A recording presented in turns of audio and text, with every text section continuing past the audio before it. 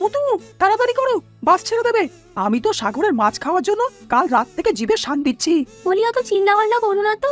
আমার 5টা শাড়ি, 3টে সাবান আর তোমার 15টা জাঙ্গিয়া সব ভরতে গিয়ে আমার দম বেরিয়ে যাচ্ছে। ওদের ওটা জাঙ্গিয়া? আমরা কি দীঘা যাচ্ছি নাকি জাঙ্গিয়া ব্যবসা করতে যাচ্ছি? মোটে তো 2 দিনের ট্যুর। চুপ করো। যদি সমুদ্রে ঢেউ একটা ভিজে নেয়, যদি বালিতে একটা হারিয়ে যায়, সাবধানের মার নেই ভুতু।